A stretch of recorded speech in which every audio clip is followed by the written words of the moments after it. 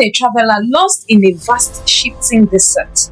He has a canteen of water but no map and no sense of direction. Suddenly, a guide appears. This guide doesn't just hand him a compass, he walks with him.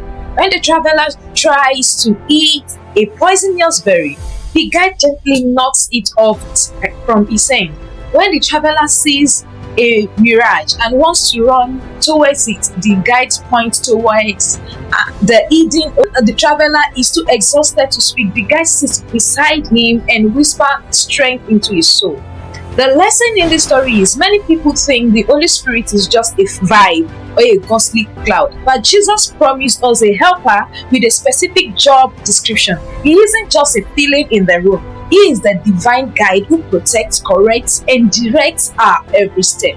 As that, welcome to another episode of the Virtual Global Preparatory Class of Christian Education Department of the Nigerian Baptist Convention. This day, I have before me the lifestyle lesson for March 8th, year 2026, and the topic is the works of the Holy Spirit. The text is taken from John chapter 16, verse 5 to 11. Let us consider the advantage of Jesus' departure. Jesus told his disciples that it was better for him to leave so the Holy Spirit would come. Jesus was limited with a physical body in one place. The Spirit can be with every believer, everywhere, at all times, at once. Who is the counselor in action? Historically, the Spirit moved from resting upon people in the Old Testament to dwelling within people after the Pentecost. And the Holy Spirit is the Spirit of truth. In a world of fake news and confusion, the Spirit acts as the ultimate filter, helping us distinguish God's voice from the noise of the world. Let us consider the works of the Holy Spirit. Number one is the divine mirror. That is, it convinces us. Spirit acts as a mirror showing the world where they've missed the mark. It convicts us of sin, righteousness, and judgment. It doesn't just make us feel bad. It points us towards God's perfect standard. Teachers are to emphasize that conviction is a sign of God's love, not just a punishment. It is meant to lead to correction and healing, not crushing guilt. 2. The Holy Spirit is the GPS for truth. He is our guidance. Jesus called him the Spirit of Truth. He serves as an internal compass to prevent us from making massive, life-altering mistakes. Have you ever felt a check in your spirit before making a choice? That was his GPS at work. 3. The Holy Spirit is the appointment secretary. He's setting apart. The Holy Spirit doesn't just save you. He gives you a job description. In Acts chapter 13, verse 2, he told the church to set apart Barnabas and Saul for a specific work. He directs who goes where and what. No-go zone is he prevents us. Sometimes the Spirit's greatest work is saying no.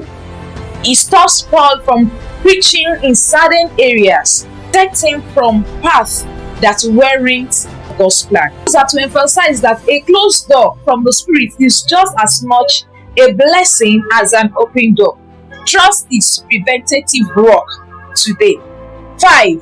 He is the prayer partner, our intercessor. And naturally, we can often do not know what to say to God. Romans chapter 8 verse 26 says, He stepped in with wordless groan. It is like having a high-level translator for a language you haven't mastered yet. He ensures the Father hears exactly what your soul needs. This is to remember of the Holy Spirit. Number 1, He is mysterious, like the wind. You see the result, but not the source. 2, He is powerful. He was there at creation and raised Jesus from the dead. 3, He is a person. He can be grieved.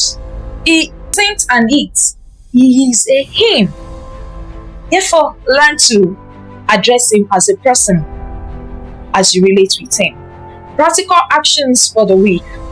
This week, practice the stop and listen minutes. Times this week, set a timer for 60 seconds. Sit in total silence and ask the Holy Spirit, what are you saying to me right now? 2, Practice the intercession experiment. When you see a friend struggling, don't just say, "I will pray for you." Sit quietly and ask the Spirit to groan on their behalf when you lack the words. 3. Practice the submission check. If you feel a no in your heart regarding a plan this week, actually stop. Don't force the door open. Trust His protection. The Spirit is a person to relate to, not a battery to use for car. Stop trying to use it and start walking with Him today and enjoy a great companionship. Thank you. My name is Gladys Oluwatomilayo Adisa.